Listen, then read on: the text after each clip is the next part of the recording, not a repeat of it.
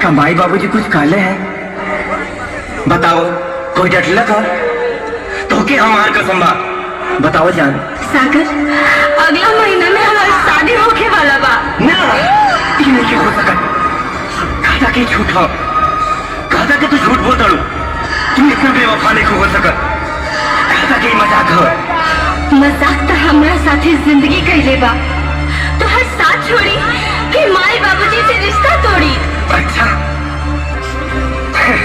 वाह रे नारी, तुमने ऐसी तीर मारी कि दी गई इसकी की बीमारी। अरे भगवान का खाली तोहन लोग के ही हक दिल बड़े दिल तोड़े के का बस तोहन लोग ही क्यों के दिल से खेल सके लो। बहाना तो तोहन लोग के माई बाबूजी मिल जाने तो प्यार कैसे पहले अपना महतारी बाप से कहना पूछ ले लू। बस सागर, खबरदार जो हमरा माई बाबूजी के बारे में कुछ कहला। अरे पहला प्यार तो हमके अपना माई बाबूजी से ही मिला, जिकरा सहारे हम पलल बानी। और कहल गइल बा कि पहला प्यार केहू भुला ना सकेला। तो हमार दूसरा प्यार होगा।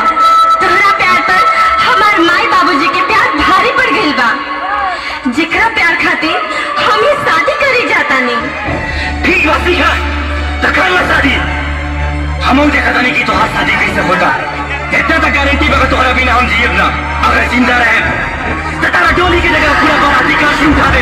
सही बात सुना, उस चिता में सबसे पहले चिता हमार होई। इस चिता का हमारे भाई तू तो हमार जान हो। हम खुद के मौत के नींद सुना ले, लेकिन तुझे कुछ ना होके दे।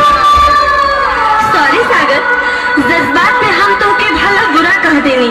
हम समझ सकेंगे कि तुहार सीना में आज आग लगल बा, लेकिन वो आग में हमार भी तो दिल जल रहल बा।